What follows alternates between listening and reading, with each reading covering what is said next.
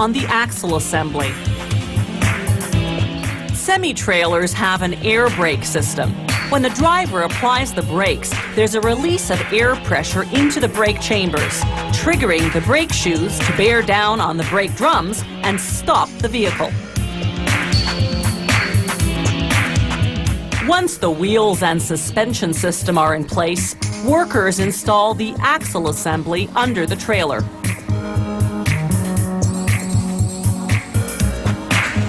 The average semi-trailer weighs between 5 and 6 metric tons and can haul up to 5 times its weight.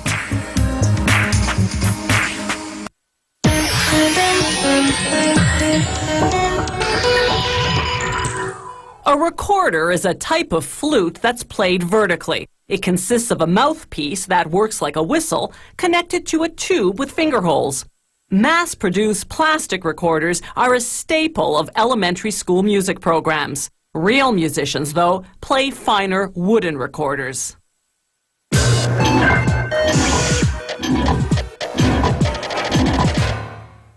The recorder dates back to medieval Europe, though it was likely modeled after flutes from Asia. Back then, recorders were called flutes, and by 1500, they were among the most popular musical instruments. Around 1750, though, the new transverse flute banished the recorder to musical oblivion.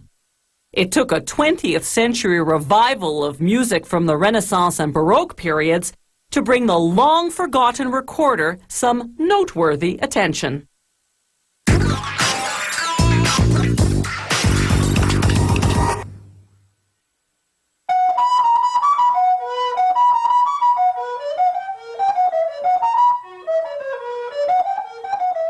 A recorder is composed of 3 hollow sections made of a lightweight hardwood, such as boxwood.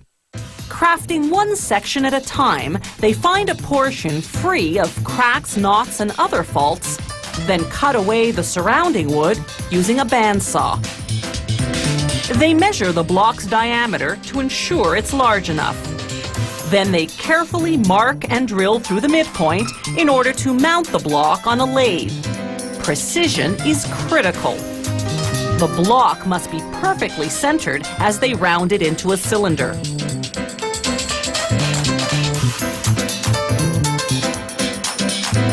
Next, they use a large drill to widen the inside hole, known as the bore. They enlarge it enough to insert a tool called a reamer. Then they ream the bore to the final diameter, which varies according to the size of the recorder. The bore tapers slightly toward the bottom of the instrument. The cylinder, now a tube, goes back on a lathe. The smooth pencil line means the bore is straight and the tube is centered. They trim the outside to reduce it to the right diameter, checking the measurement with the help of calipers. Then it's back onto a lathe for the final profiling. This is where the maker gets to flaunt his artistry, embellishing the tube with ornamentation typical of the Baroque period.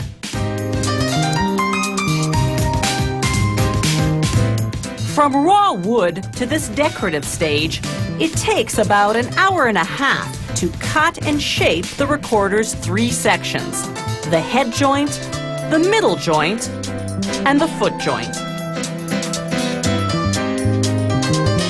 Now they smooth the surface of each joint with fine sandpaper. Then it's back to the technical tasks. Locking the middle and foot joints in a vise, they drill the finger holes, 7 holes down the front and 1 in the back for the thumb. For the recorder to play in tune, they must follow the precise measurements specified in the technical drawing. In the head joint, they cut a flat canal called the windway. It directs the air that's blown into the instrument. Next, they carve out a rectangular window with a sloped opening called the labium. The labium is what regulates the recorder's tone, the sound quality, so its size and angle are critical. The air the musician blows into the mouthpiece travels down the windway and hits the sharp edge of the labium. This creates a whistle effect thanks to a block of wood closing off the top of the instrument. They use cedar because it never rots, despite years of hot air and saliva blowing on it. They complete the head joint by beveling the top. This forms the mouthpiece. Now they glue a thin layer of cork around all the joint ends. This creates a snug fit when the instrument's assembled. After testing the recorder's tone and tuning, making adjustments to the workings if necessary, they stain the wood, then wax and buff it to a shine. Recorders have a 2-octave or 16-note range. They come in about 15 different sizes. The longer and wider the instrument is, the lower its register. The shorter and thinner it is, the higher the sound it produces.